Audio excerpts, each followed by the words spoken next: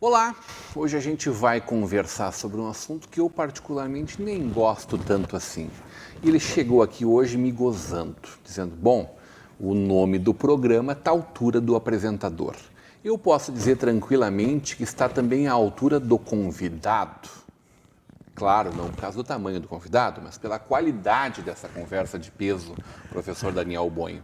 Meu convidado é inquieto, ansioso, sistemático, filho do seu Valentim e da dona Silvana, mestre em diversidade cultural pela Universidade Fevale, chefe de cozinha em CIF, especialista em gestão de projetos, sommelier Senac.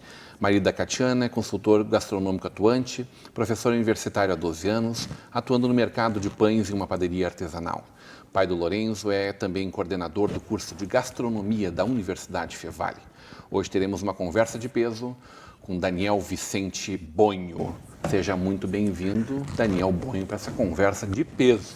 E Rodrigo, eu agradeço muito o convite, né? Nunca fez tanto sentido o nome do programa, né? Isso que tu não viu o Jairo Cuba fazendo esse programa já. Aí sim. Mais de meia tonelada, assim, mandando ver. Fácil. Fácil, tranquilo. Professor, é um assunto que eu particularmente não sou assim tão afeto, assim, não gosto tanto assim de falar e muito menos de comer, o que tu acha? Mas é que, né? Quantas coisas são tão boas quanto isso, professor? Comer? Acho que só comer bem é melhor que comer bem, né? Mas eu digo, né, que o pessoal pega no meu pé, porque não, eu disse, cara, manter esse corpo aqui é caro. É caro manter esse corpo, é muito mais caro que a academia. A gente vai lá, toma lá uma garrafa de vinho, vai comer uma carne boa, alguma coisa assim, é muito mais caro que um mês de academia, cara. Eu disse, não é, né? A gente tem que valorizar esse investimento aí, né? A primeira vez que eu ouvi o nome Daniel Bonho faz muitos anos. O pessoal do Sindigastrô, César Silva e a equipe e a diretoria do Sindigastrô, todas assinaram embaixo.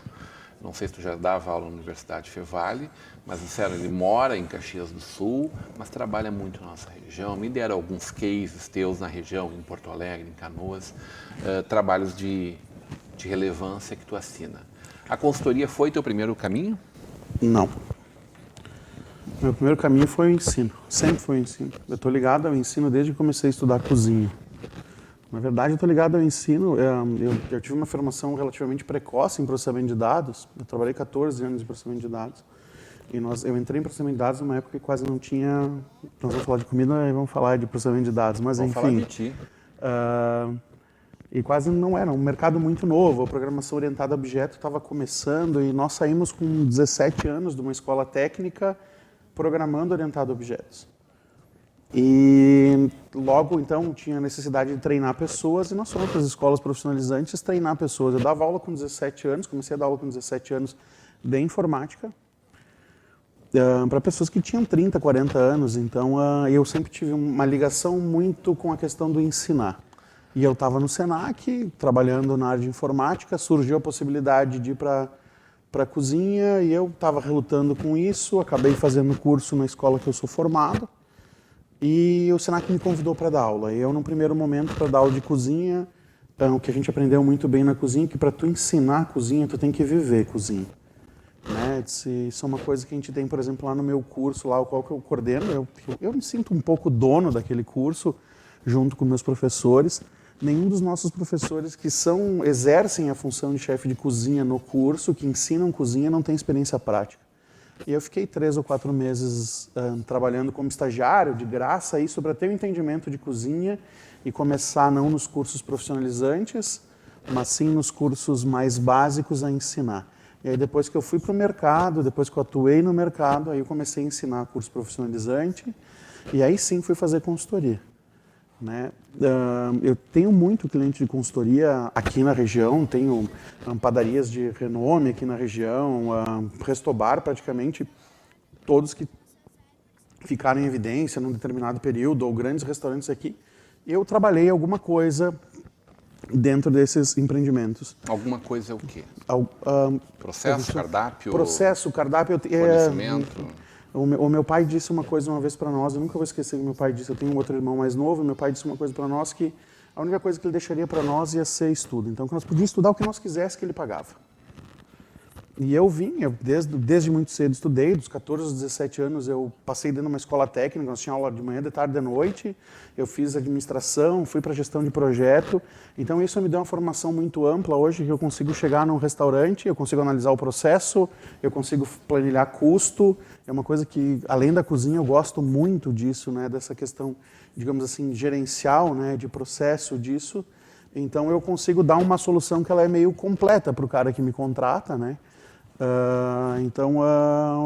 Quando a gente vai fazer essas inserções, esses pitacos, né, então isso dá digamos assim, uma situação mais ampla para a pessoa que vai te contratar. E aí passei por todas as situações que você pode imaginar dentro de um restaurante como consultor, eu passei, né. Eu não contratei muita gente para dentro dos restaurantes, desliguei muita gente, né. Isso também é outra coisa que a gente começa a entender com o passar do tempo, que a gente tem que ter a pessoa certa para a função certa, para qualquer coisa, mas na alimentação, se a pessoa não é amante disso, não vai para frente, tem que gostar. Então, eu acho que eu contribuí um pouquinho aqui para a região, aqui. Eu estava fazendo a conta, eu acho que eu passei por mais de 30 empreendimentos já. Aqui eu acho que eu contribuí um pouquinho para melhorar a gastronomia local, eu acho que eu que tem se qualificado muito. Sim. A Fevale, não porque eu coordeno o curso da Fevale, a Fevale tem um papel muito importante em cima disso, né? Eu fui o primeiro chefe de cozinha contratado da Fevale, vai fazer agora ano que vem, fazem 10 anos isso, já faz 10 anos que eu estou na região. E a Fevale formou muita gente, botou muita gente no mercado, né? Nós temos exemplos aí de negócios que surgiram a partir de alunos dentro da Fevale, né? Isso que enriquece bastante. Nós temos um aluno atuando muito na questão do mercado gastronômico aqui, né? Então, uma das contribuições que a Fevale deu para a região, dentro de todas as outras, foi de fato qualificar bastante essa questão da gastronomia local, né? Já está há 10 anos, tem que qualificar, obviamente, né? Então a gente percebe que existe uma melhoria na gastronomia local a partir disso. E formando o público também. Porque o outro movimento, naturalmente, é de tu dar uma qualificação para quem está consumindo. Sim, quando a gente faz a qualificação comer profissional... Comer bastante é fácil, comer sim, bem é uma arte. Isso aí, né? Muitas vezes não é o volume, né? Tem aquele cara que não vai para o curso profissionalizante, vai para o curso curto. O cara quer entender um pouco mais de carne, um pouco mais de vinho, um pouco mais de risoto, um pouco mais de pão, de pizza, esse tipo de coisa, né? Eu tenho um exemplo próprio, por exemplo, eu tenho lá, eu fiz mais curso de cerveja, de fabricação, do que fiz cerveja na minha vida, e só consegui gostar de cerveja depois de provar boas cervejas, né? Isso a gente tem, o cara vai fazer um curso de pizza, não quer dizer que o cara vai fazer pizza todo final de semana e vai concorrer com a pizzaria em casa, ele vai fazer isso esporádico, mas ele vai sair de lá sabendo o que é uma boa pizza. Né? Então essa contribuição também, quando se fala em qualificar público, também faz parte disso, né? A pessoa muitas vezes vai fazer um curso de cozinha para entender um pouco melhor o processo, vai fazer em movimento, vai fazer uma janta, alguma coisa assim em casa, mas vai ter dia que ele não vai querer cozinhar em casa. Eu sou a prova viva disso, a minha família é a prova viva disso, a minha esposa é da área, né? Eu sou da área e a gente não almoça em casa. Né? Você chega de vez em quando de noite, vamos sair para jantar, vamos comer num lugar. Deve ser chato pra caramba servir vocês. Imagina 2 profissionais da área qualificados com um paladar aguçado. Não. O que te faz feliz, Daniel Bonho? Carne Vamos me conversar faz... sobre isso na volta do intervalo hoje, numa conversa de peso com o coordenador do curso de gastronomia da Universidade Fevale, Daniel Bonho. De volta para uma conversa de peso, hoje recebendo o coordenador do curso de gastronomia da Universidade Fevale, o consultor Daniel Bonho, especialista. Professor, eu sempre digo que eu sou bom cozinhando, mas eu sou melhor ainda comendo. Essa é a minha especialidade. Poderia fazer um curso de gastronomia para entender mais ou seria uma perda de tempo? Não, a gente recebe pessoas que são cruas no curso. Né? Nem todo mundo que tem... E nem todo mundo que começa o curso com alguma habilidade, muitas vezes se destaca. Isso é muito relativo. Nós temos que levar em conta, na verdade, isso a gente tenta dentro da universidade até passar isso. A gente tem que seguir uma linha, por exemplo, de ensino de cozinha, que é uma linha que é tão antiga quanto a cozinha. Né? Existem coisas acima da vontade nossa como curso, enfim, que são balizadores. Tu vai fazer um aluno que ele vai ter que, a cada 3 anos, vai ter que prestar a prova do ENAD, então que vai ter que ter um mote teórico que regulamenta essa questão, por exemplo, de ensino de gastronomia hoje no Brasil a nível superior, né, que nós não precisaria estar seguindo isso, agora fazer uma crítica, né, relacionada a isso, mas eu acho que é o espaço também.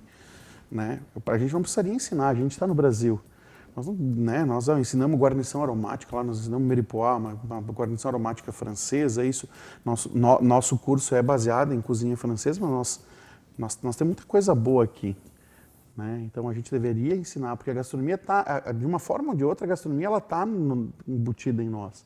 Nós somos o único ser do planeta Terra vivo que vai ritualizar o alimento. Nenhum outro ser ritualiza o alimento. Então, todo mundo tem um pouco de gastronomia para oferecer para alguém, né? O que muitas vezes as pessoas não têm habilidade para fazer isso para 100, 80, que é onde é que o curso atua muito, né? De ensinar técnicas gastronômicas que permitam a pessoa trabalhar isso em um determinado volume. Né? É muito diferente, Rodrigo, tu cozinhar para um grupo de amigos, 4, 5, 10 pessoas, e tu tocar um buffet para 60, para 20, para 30, para 900 pessoas. O volume é questão do comercial também, né? De fazer com que isso seja um negócio é outro desafio. Isso são coisas, né, que são distintas. O que a gente está tentando embutir cada vez mais nas pessoas é, primeiro, que comida do Rio Grande do Sul é boa, comida brasileira é boa, e sim, nós temos gastronomia, né? Nós temos que parar com essa síndrome de vira-lata e dizer que não sabe cozinhar nada. Né? Nós temos que ensinar para o nosso aluno lá que a la minuta é comida. Arroz, feijão, bife é comida, que nem só filé mignon, foie gras e trufa, né, vive o ser humano, até porque isso, de fato, isso é uma mentira. Isso, de fato, é uma mentira. Né? Então, ele tem que aprender a trabalhar com foie gras, com trufa, com filé mignon, claro que tem. Mas, se nós parar para pensar, um dos maiores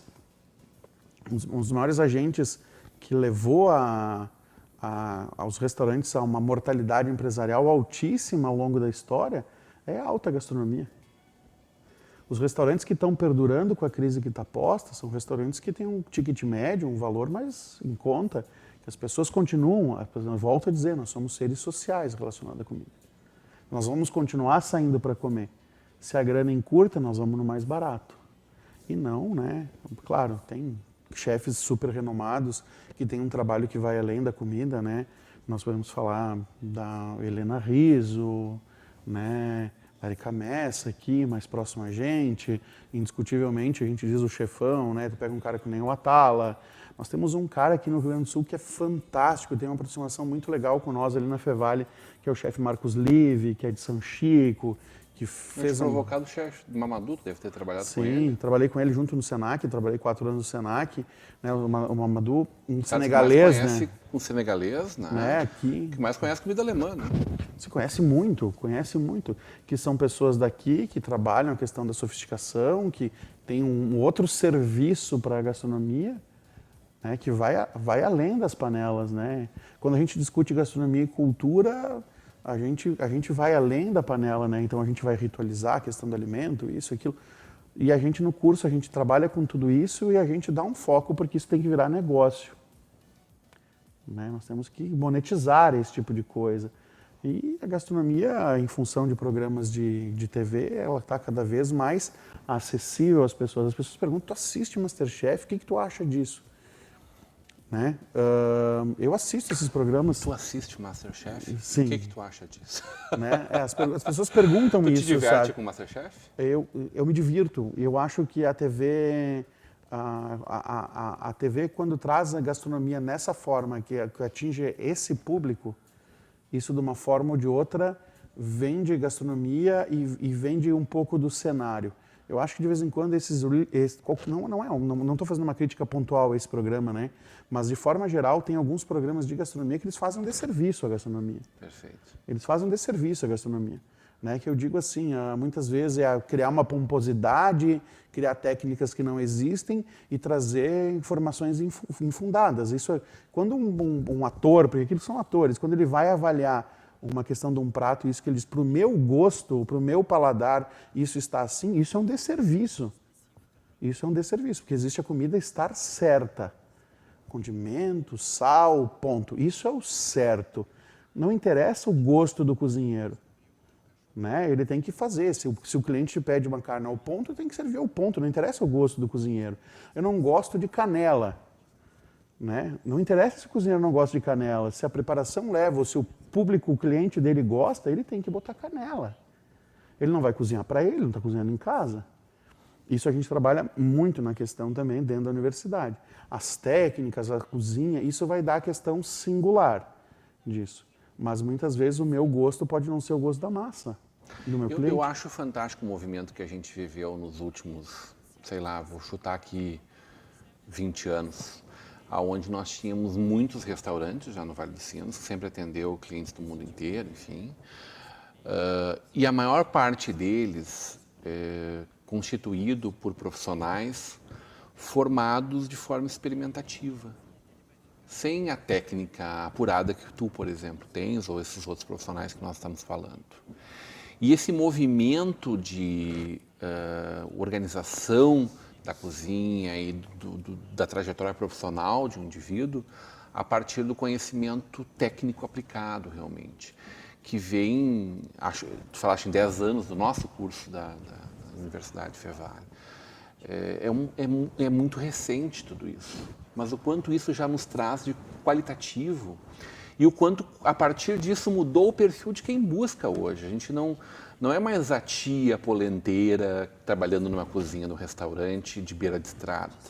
É o jovem que muito cedo diz, eu quero fazer isso para o resto da minha vida.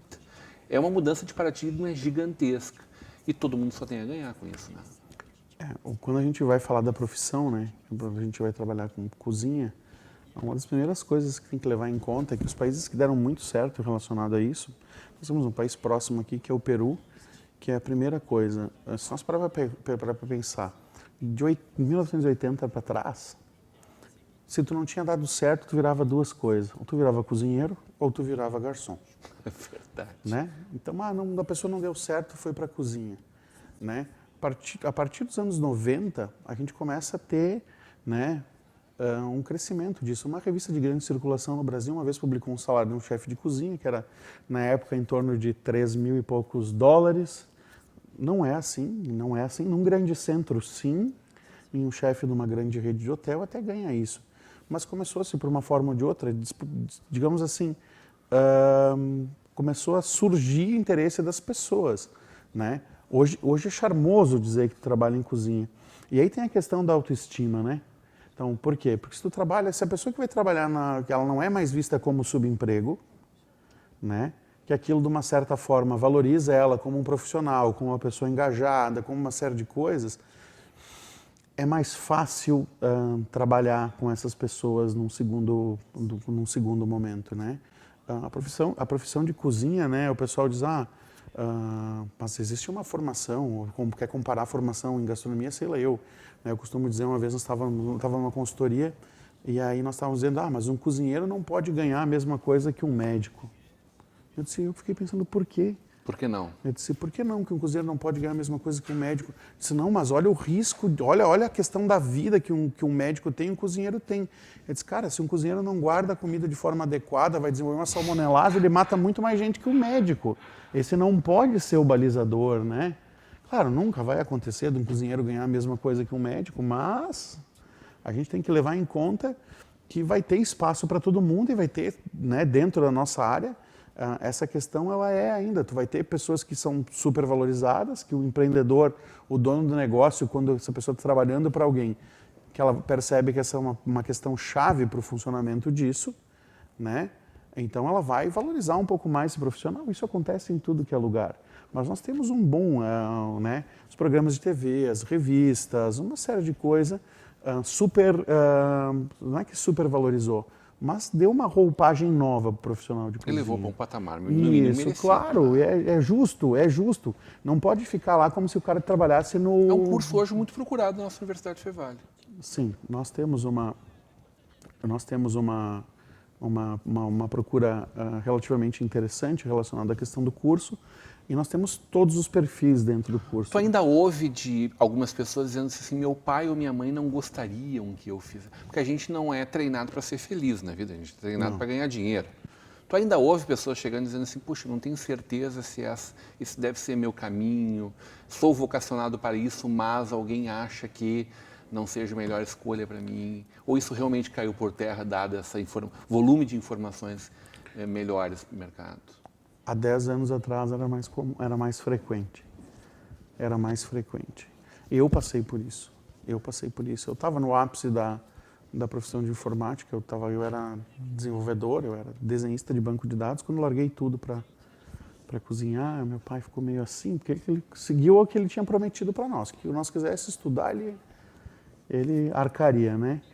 E aí disse, eu vou fazer um curso de cozinha e tal, ele ficou meio assim, e nós conversando, né, isso passado já quase 14 anos, ele disse, a primeira vez que eu acho que ele me viu de uniforme, que viu nós trabalhando com isso e tal, disse, tu fez a coisa certa, claro, né, eu estava talvez no lugar certo, na hora certa, com a oportunidade certa, mas se eu não tivesse preparado para a oportunidade, nada tinha acontecido também. Né? Eu não acredito muito nessa questão, fator sorte também para isso, né? Porque se eu não tivesse preparado para a oportunidade, teria passado e teria, né, enfim, passado. Mas a gente escuta ainda, só que escuta menos. O que tu gosta de comer, Daniel? Carne e pão. Explica meu tamanho, né? E eu vou dizer uma coisa, Rodrigo, eu sou um gordo, entendeu? Eu sou um gordo que gosta de salada, cara. Eu gosto de salada. Eu fui criado... Sal de maionese conta nessa tua conta aí? Porque daí eu também gosto. Eu costumo dizer pro meu filho, quando nós vamos no buffet, até porque, né, matriz genética da criança é gordinha, do pai é gordinha, nós não podemos transferir, né, a questão também disso. Mas a gente tem uma alimentação... Ok, se come demais, mas eu procuro cuidar bastante disso, sabe? Eu sou gordo porque eu como muito, né? Mas não porque eu como mal, né? E aí eu digo para ele, quando ele vai se servir no buffet, eu disse, Lorenzo, maionese não conta como salada, é 3 saladas, maionese não conta. Mas ele vai no brócolis, vai no tomate, ele gosta de pepino. Sem tanto entusiasmo, né? Quanto assim, numa carbonara, por exemplo. Se der massa para ele. Nós estamos num restaurante chinês, vamos comer massa, ele é fã de yakisoba, uma vez por semana tem que comer comida chinesa com ele, tem que levar ele num restaurante de comida chinesa. E aí uma atendente a primeira vez chegou, disse, não, mas acho que é uma porção para vocês dois, mas ele dá. Eu disse, não, tu não está entendendo, ele come com nem nós, esse tipo de coisa. E agora nós continuamos frequentando o mesmo restaurante, que é de um aluno nosso de um curso de cozinheiro lá. Ele já tem a porção dele lá, ele detona uma porção de massa com 7 anos. Mas eu sou um gordo que eu gosto de salada. Mas eu tenho uma coisa assim, não que eu não goste, mas eu não sou muito fã do arroz. Né? Se me der um prato de massa, me der um prato de arroz, eu vou sempre na massa. Como é que o arroz fica bom para ti, então? Um risoto? Eu prefiro risoto, eu prefiro fazer do que comer. Eu prefiro, eu não sou muito fã do... arroz definitivamente... Não, eu como, eu não tenho o que eu não coma. Não rola. Não tenho o que eu não coma. Não tenho o que eu não como. Paixão daí, né? Tem gente que não almoça sem arroz, acho incrível isso. Sabe, eu acho que ainda a questão do arroz não me faz falta no almoço, mas uma salada temperada com vinagre de vinho, azeite, sal, me faz mais falta que o arroz. Eu tinha uma avó que era um palito. Muito magrinha, pai do meu pai, que era grande. E a minha avó dizia assim, dia que eu não como carne não é dia para mim. Eu fui criado dentro de churrascaria, não adianta, não tive como pegar outra genética além dessa. Genética mais no meio está formado. Professor, adorei conversar contigo.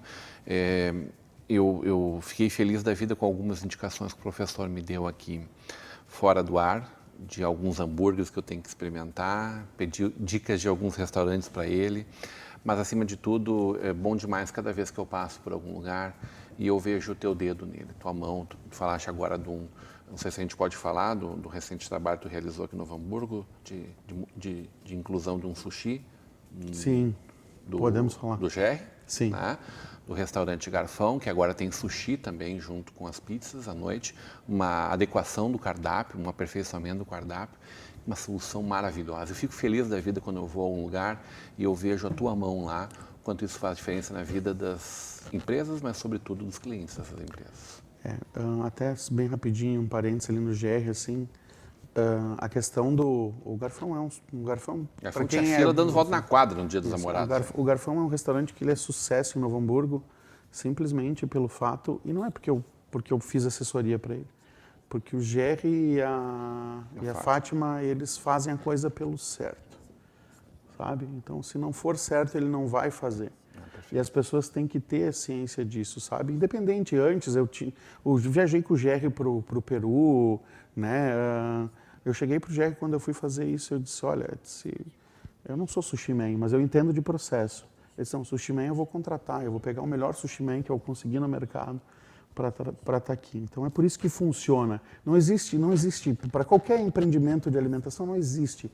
Essa postura do GR, ela explica o sucesso dele. Amém.